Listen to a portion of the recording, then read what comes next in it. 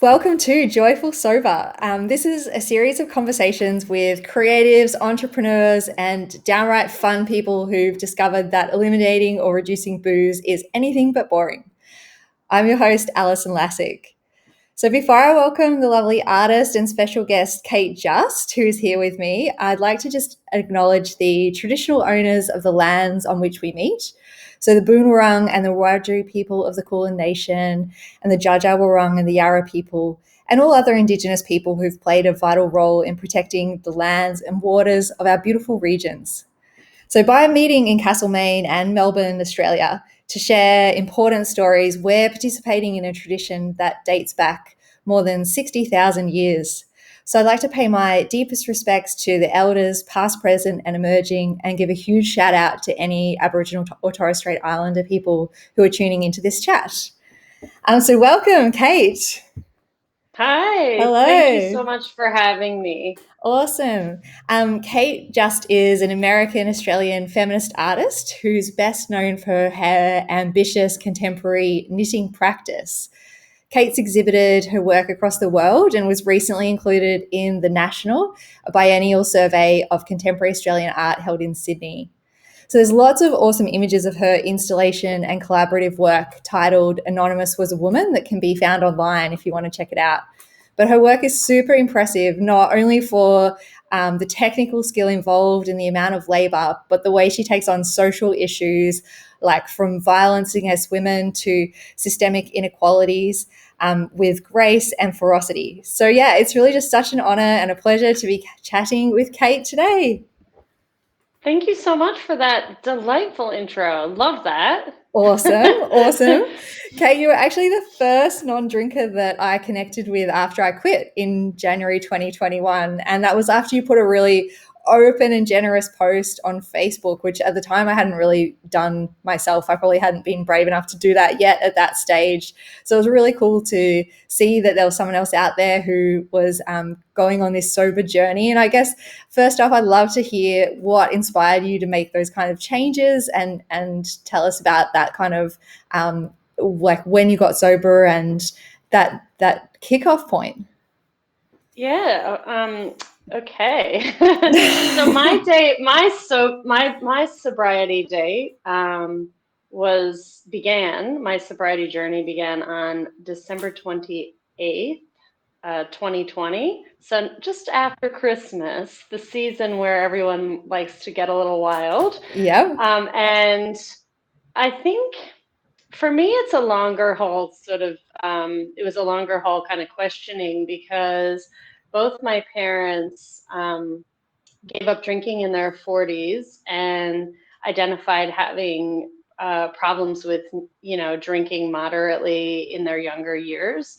Actually, my mom gave up drinking much earlier, and my father, when I was like 13 and I was 13, he was in his 40s, he gave up drinking. And so I've got kids of that age, and I was drinking every day. Uh, in front of my family, in front of my kids, and they were taking a lot of interest in my alcohol. And that worried me a lot. It started to worry me, but I also had for some years been beginning to recognize that though I wasn't like drinking myself into like a blackout or anyone that any of my friends or coworkers would have recognized as someone who was an alcoholic or had a massive problem with alcohol. Just the opposite. Most people, if they had to tell you who was the most organized, motivated, ambitious, there and together person would say that was me. So it was like no one was ever going to tell me to stop drinking, but I was recognizing that I just really never ever stopped at one or two drinks, and that I'm going through menopause and I'm getting older. I'm nearly 50, and that just my overall health was never going to get better. My approach to alcohol was never going to change. I could see that. I've been drinking since I'm in my 20s, and it's not changing. I drink more than I should on a regular basis. And I thought, I've got to make the change. Like, it's now or never. This is the time. Yeah, that's so inspiring though. Like there's so many so many messages out there that we're only meant to quit drinking if we've got a serious problem, and to make that decision when everything's going well is also pretty awesome. Like, to prioritize your family and your own health is Yeah. super powerful. Yeah, and look, to be honest, I would be one of those people who, on drinking too much on a regular basis would Google like, am I an alcoholic? And like, when do you know you're not? And I would always come to this conclusion that no, I'm actually not probably a clinical alcoholic. And I think that actually that's problematic and a bit sad that it's that definition of whether you're clinically an addict or not, whether you should stop drinking, when in fact I was drinking a really significantly unhealthy amount of alcohol on a regular basis. And so I was like never going to quit unless I had that diagnosis. And then I sort of realized that you don't need that. You don't actually need to be an addict only or an alcoholic clinically to quit drinking. Yeah, yep. It's so true. It's really interesting that that's not the dominant message. It's kind of a weird narrative, isn't it? And is there anything that sort of surprised you about being sober? Like, you look fabulous. Why, Is thank there you. anything that you have found that you didn't expect after you stopped drinking?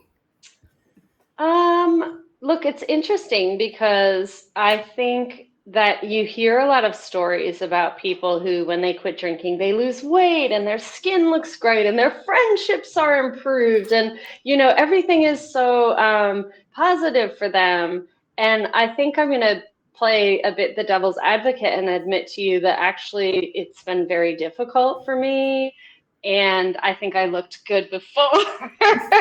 And because I'm going Yeah, you through did. menopause, I didn't actually lose a lot of weight or, in some ways, the positive for me has is actually sometimes very difficult to get to. I still am struggling with it. I have been sober for 7 months, and I still want to drink on a regular basis when I'm stressed out and when things aren't going well with work or my family. It seems easier to do that than not to. And so I'm in a bit of I won't call it a struggle, but let's just say a very ongoing process with myself, recognizing it is the better decision and the long term rewards on my health, which um, I'm starting to see are actually uh, worth doing this difficult thing for. So yeah, that's it. I mean, I'm being Yeah, honest, yeah, right? I like it. But here's the things that are positive. I think my skin is better. So I noticed that was something I noticed straight away was when I stopped drinking, within about a month or two, my skin was much clearer. And I wasn't like desperately thirsty in the morning. I had like normal hydration needs. And another benefit I did notice was that because I'm going through menopause, I had a lot of hot flashes and moods and things like that.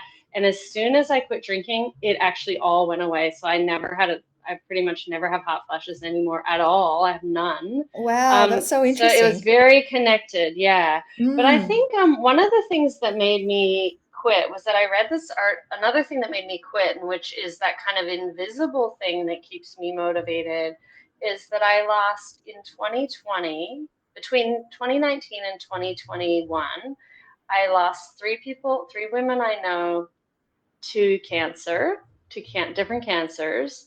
Many of them also younger mothers of younger kids, like I have. And I read this article about the relationship between alcohol consumption in women and cancer. And I can't remember the exact statistics, but it laid out for you that it was like in women who drink, it was this heightened kind of increased statistic if you drank more than one drink a day, which is definitely what I was drinking every day, more than one. Then you have this, it was something like a 5% increase in most cancers, breast cancer and other cancers. But then it was saying that if you drink, for every drink, it goes up 5%. It was something like that. So I did the calculations. I worked out I was basically giving myself a a 25% increased risk of cancer. And my best friend was, had survived breast cancer and major surgery as well. And I thought, I'm actually like trashing my body when women I know are dying of cancer. And this is actually a major cancer risk. And it just felt like something that is not something I can feel or see right now, but which I know that if I change it, it would change possibly change my life. Yeah, it's a huge motivator. In the first months, I also found it super important to read all of the health benefits of not drinking, like I to really sort of know. reinforce the fact that by not drinking, you are actually getting all of this invisible benefits on the It's like inside. invisible rewards Yeah. for you. We're definitely not programmed to invisible rewards as humans. We're very programmed to tangible, visible reward, right? Like I'll work really hard, and at the end of the day, I'm going to have this bath and some chocolate or whatever. When I finish this terrible, stressful work thing, I'm going to go on this vacation. So this is as humans, and with my kids, this is how I train my kids to be decent, ethical beings, to do their homework and to do chores. It's like when you do this, you get paid and you get to have this treat and so forth. We're as humans, we really direct ourselves to what is the reward. So with not drinking, it's like you can set up other rewards for yourself, and I do. But it's interesting when it's kind of an invisible reward as well. So I think you've got to kind of really give yourself other forms of pleasure and reward all the time in order to keep going. Yeah, yeah. I think so too. Like, at least in the first month, I worked out how much money I was saving between December when I was going out drinking all the time to January when I was having a break, and then Yeah. used all that money as like a treats allowance, Oh, awesome. That's which a was great pretty fun. idea. Yeah. Yeah, that's a great idea. Do you have any like things that you were loving as your treats, or what do you kind of reward yourself with Well, one thing now? I think I've always had quite a healthy approach to eating. And one of the things I did when I got sober was actually allow myself to eat more things like sugary things that I maybe wouldn't have done before. Because I found that as soon as you take away this major dopamine kind of enhancing um, uh, drug, basically, your body goes like, hey, where's my pleasure center gonna get lit up by? Like, what are you gonna give me instead? And so I found like sugar was something which I didn't normally have, which I'd be like, maybe I'll eat half a bar of chocolate. And I didn't feel bad. I just said to myself early on in this, you can basically have whatever you want in this early phase just to not drink. Yep. And then later, if you find you have like a massive sugar addiction or whatever, you can deal with that. But the main goal is not to be like the healthiest person in the universe, the most together person in the universe. It's just to not drink. So if eating a bar of chocolate every night helps you not drink, then just go ahead and give yourself permission to do that. So that's what I I did. And love I it. did. I ate donuts. I ate cake in the afternoon. I ate more sugar than I had been eating. I hardly ate any sugar before. And slowly that's like reduced a bit. I think I don't, I still have it, but I don't have it as much. I do yoga every day for 20 minutes, like an online yoga class, which I do at the time I used to drink. So I often used to drink like before or after dinner. And even though I've got a little bit of a full stomach, I still, maybe half hour after dinner, I do the yoga. It's sort of a de-stressor that really helps me to kind of ground myself and sort of reorient myself to like an evening routine. And Yeah, I didn't nice. save money like you because I actually became like totally hooked on non-alcoholic wines and spirits and things that would like manifest the same kind of evening routine for me. And they're so expensive. I really feel like these people who want us to stop drinking should help us by making them cheaper, but they're not that cheap. They're like as expensive as alcohol. And I was finding myself, buying caseloads of like non-alcoholic wine and champagne and non-alcoholic beer And it's not for everyone. Some people are very triggered by it to actually drink, but for me, it really helped me in the transition to feel like I can have a beer, I can Mm. have a glass of wine. And sometimes I'd be halfway through and I'd be like, it's not working. But mostly I would be like, I'm having that same feeling of a special glass that marks the end of the day and so forth. Yeah, you've still got the habit without the health detriment, I guess, which is kind of Yeah, nice. You can that's keep that right. routine Exactly. and that moment. Yeah, I think that's quite Absolutely. important actually. Like in lockdown, I found having a drink at the end of the day to sort of be a good marker between work and home because there's nothing really else except shutting down the computer. Otherwise, you're sort of in the same space. So Yeah. yeah, changing that to like a non-alcoholic drink is quite powerful. But I didn't really get onto that straight away. I was just drinking tea at the start and I felt really deprived and just exercising a Yes. lot and trying not to think about it. And it took a Yeah, while to sort exactly. of open myself up to the world of non-alcoholic drinks. Yeah. Yeah, but I love seeing all your recommendations of things that you're enjoying, mocktails and sparkling wine and things like that. Exactly. Yeah, Yeah, it's definitely made it a lot easier for me. yeah, nice.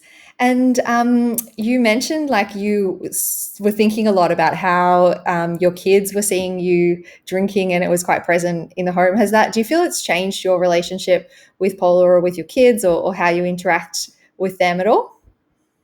Yeah, it's interesting that question because I think parents out there will relate to this. I think that alcohol is a really common tool for parents to cope with the difficult parts of parenting.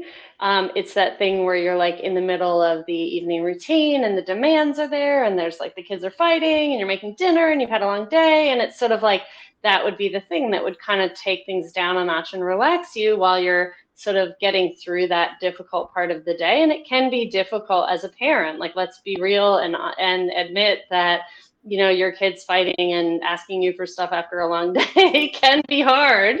And so for me, removing alcohol from that really made me confront how I deal with difficult situations and like how stressed I get and anxious I get in kind of family and domestic sort of situations. And I think that's probably still one of the hardest things for me about not drinking is that I don't necessarily have some zenned out, calm, new way to kind of navigate this. I just feel more stressed than I did before at that time of day. But Paula, who's my partner, my wife of 27 years, who doesn't drink and never really did drink at all by choice, you know, just not into it, says that I'm like much more available and like less kind of zoned out and like unavailable to them. Mm, So that's positive. She thinks yeah. that. So she thinks that. And I think for the kids, I think I'm modeling to them being present through difficult things and also not using alcohol as a relaxing pleasure tool because um, I think both my kids I adopted out of care, out of home care. One much younger than the other, so one was like a baby, but the other was almost 12 when we adopted him. And their parents, you know, have had struggles with substance as well, their biological parents. And so it's there, like it is for me, in the genetic markers. And so I think modeling that where you have the genealogy of substance use, that you can choose something else, and here's how you do it, may be important for them, not just now, but in their future. Yeah, amazing, Kate. Yeah, it's huge. Yeah. You've got a lot of invisible benefits going on there. Invisible benefit. I know. It's like I want to get like a medal and a big treat and a giant piece of cake every day. To- But also, I mean, you know, we're in COVID lockdown. You know, we've been in so many lockdowns, and I think it's really been a super difficult 2 years for me. So I've had like everybody. You're going through lockdowns. You're going through as an artist. I'm going through that thing of what happens when the opportunities just like come and go, or they come and things open and then they shut. The future is very uncertain. The mental health kind of issues around the lockdowns. We were locked down in a kind of small apartment altogether for most of 2020. Taking on a new family member, not being able to access my own family in the US for more than 3 years. Like my kids not seeing their grandparents for 5 years because Harper, my eldest hadn't seen my parents already for a couple of years when we went into lockdown. So a lot of stresses, a lot of pressures, a lot of new family dynamics. All that's like more stress than ever. And in a way, I guess if you can survive that, not drinking, you could probably survive anything not drinking. It's so true. Because so it's actually like a perfect time to quit because you're quitting at the worst time in a way. But if you can quit then you'll be easily able to handle quitting when it's like you can travel overseas and take a vacation and your kids are at school every day. And, like then it's going to be freaking easy as.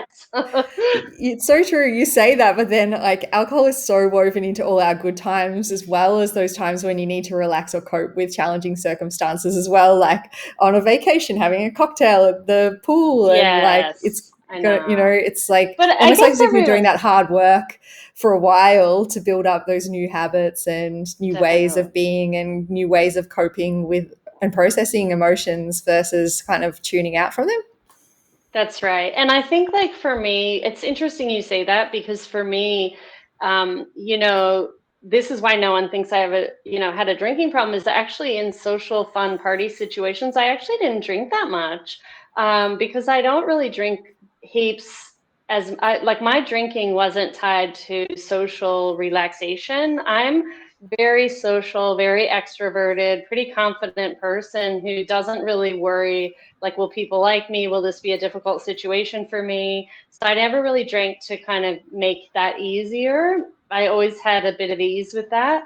And so I always drank less in social situations because I would think, well, this is so nice and I want to kind of slow down and have this conversation. And I would drink much less when I went out to dinner or to a party than I would at home at the end of like a long, stressful day of work or something Mm. or a stressful dynamic in the family, like domestic demands and whatever else. So, yeah, that's interesting. So I think if we ever get out of lockdowns and we're back into the world and all that, it's going to be pretty easy peasy for me to be not Awesome. drinking around, yeah, those parties and stuff.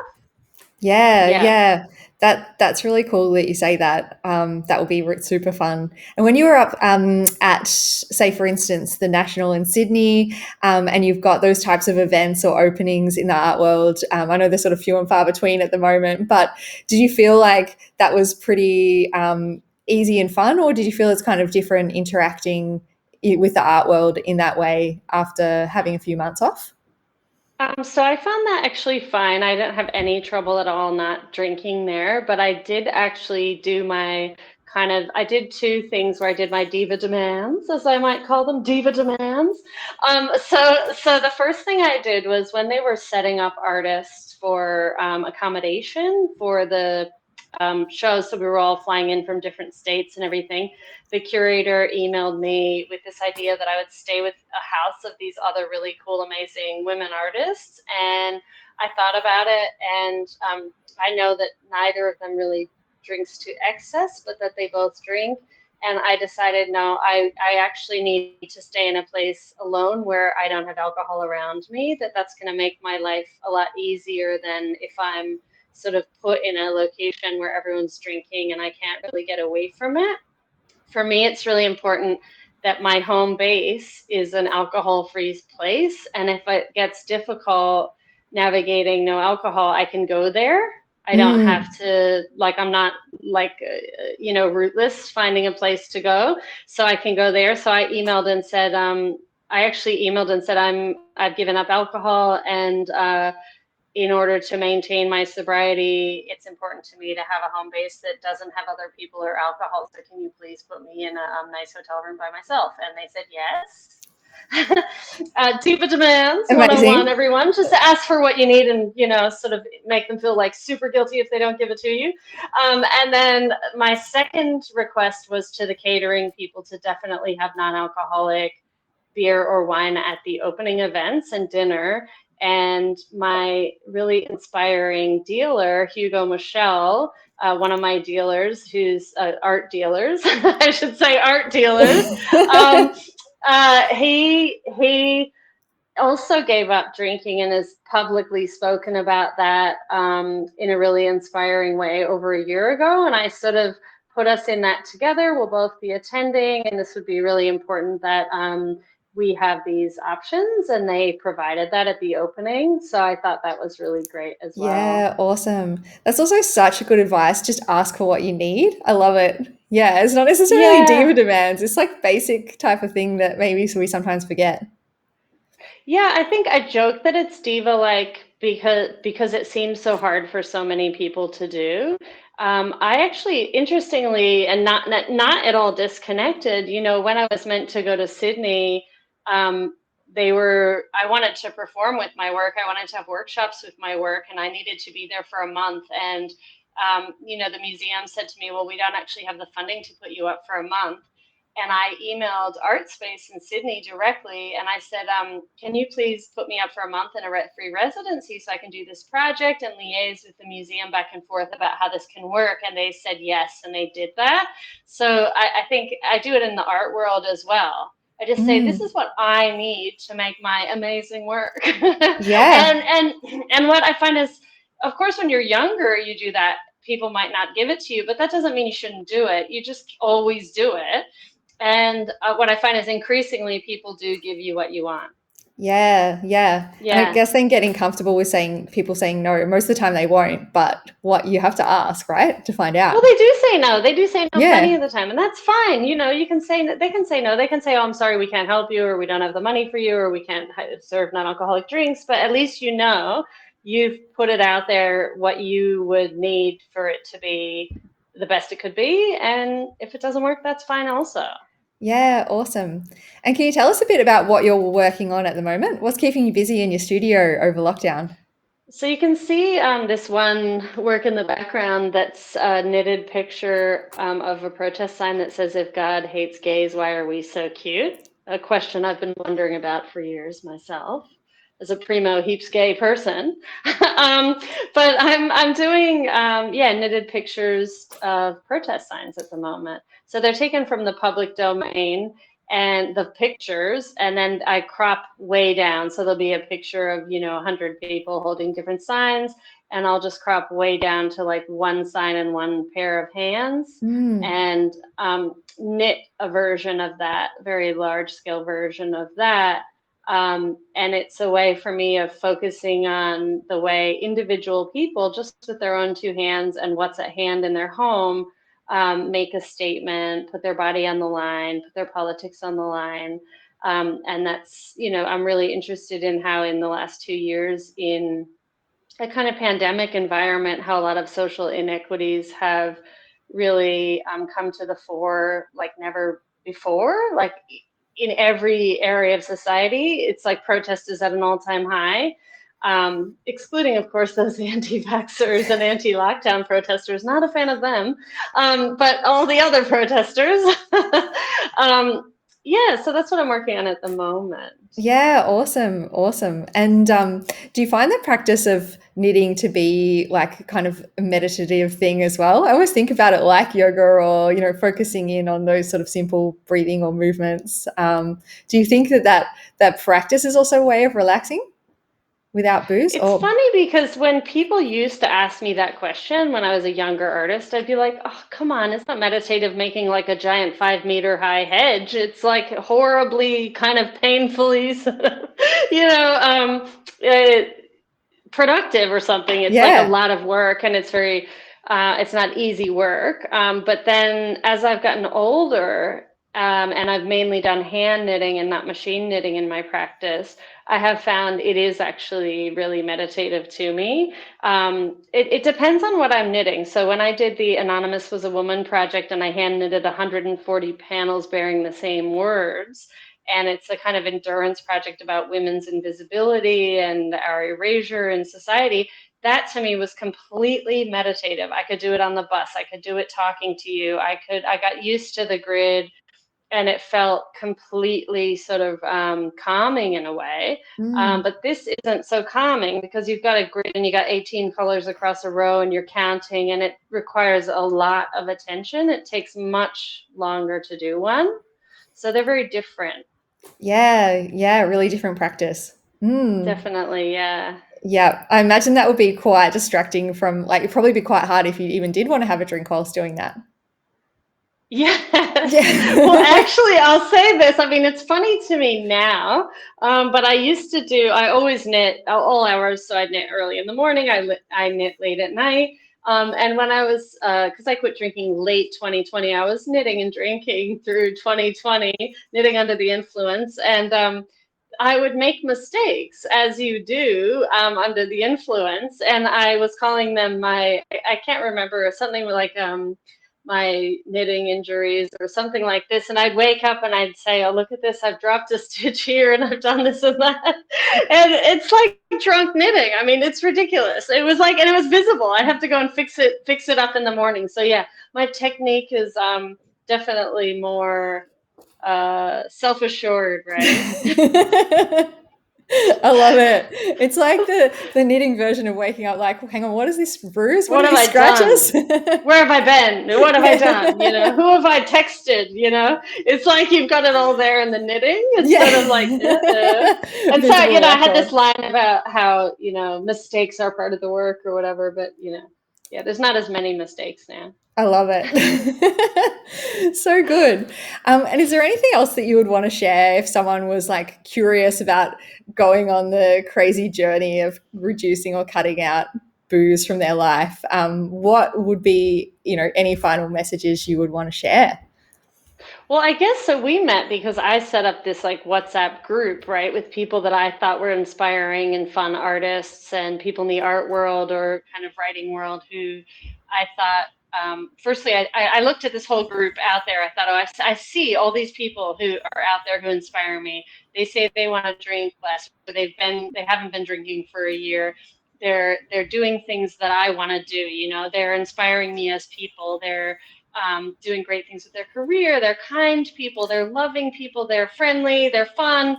I want to surround myself with people like that so that then I feel like I'm not the odd one out, not drinking, but that I have this great, joyful, cool community of awesome people to talk to who don't drink and who also I can talk to about not drinking if it gets too hard, and they'll normalize it and they'll hear me and they'll understand it. So that was like the first thing really I needed to do was Mm, to get my little network. And this is how I work in the art world and the teaching world and the family world and the real world, is that I get community around me to make things happen.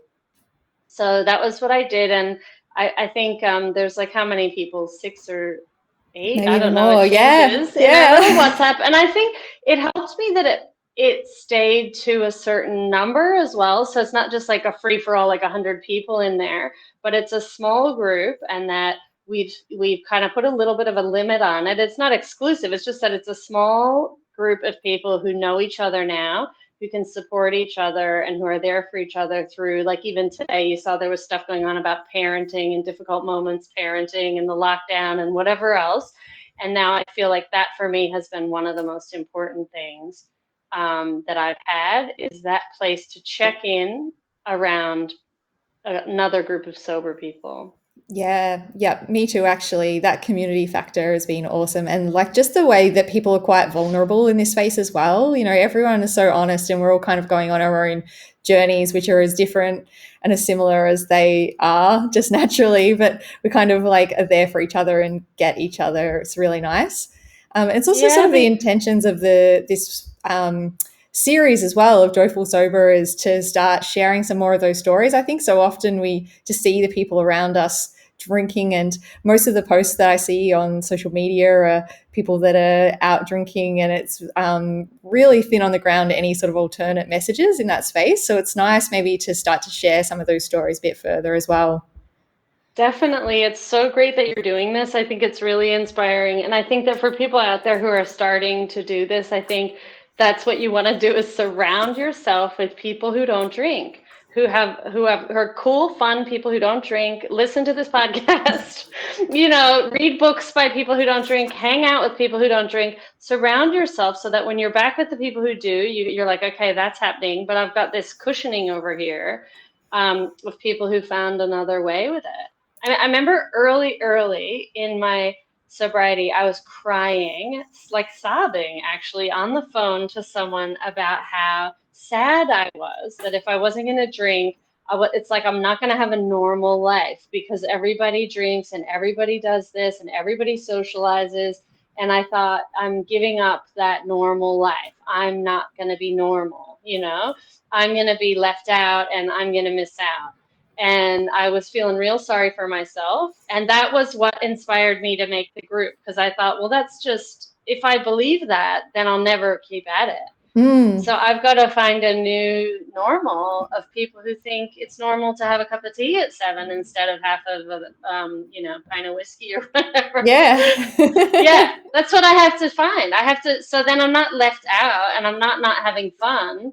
And I don't, there's no lack of people I can hang out with who I'm gonna have a great night out with. Yeah, yeah, I love it. It's been super powerful. Yeah, I would totally agree with that. Yay. Yeah, cool. Yeah, I'm super Awesome. proud of you as well. You've done I think of like those early messages we had, and we were both just at the we're at the same point, kind of Mm. around the same point, and it's just really inspiring to see how much you've claimed it as a joyful journey. It isn't for everyone, but I think seeing people like you out there who truly are embracing it and loving it, it's really wonderful. Yeah, awesome. That's so cool. Yeah, I agree. I definitely think it's got its moments. At the start for me as well, fitting in was a huge barrier. I wrote about that a little bit as well, and just sort of overcoming that fear that people won't find me Yeah, as fun or I won't fit into social situations anymore, which obviously after coming out of massive lockdowns, isolation is the last thing we want as humans. that's We're right. wired for connection and we want to have all of those fun moments. So, yeah, it's just finding other ways and I guess sharing that too that's been quite powerful. Yeah. That's right. Well, thank you so much, Kate. It's been a really awesome chat. Thank you. Thanks for having me. I can't wait to see the other guests as well Oh, and hear what they yeah. have to say. Yeah, awesome. Well, it was a pretty great lineup. So stay tuned. I will.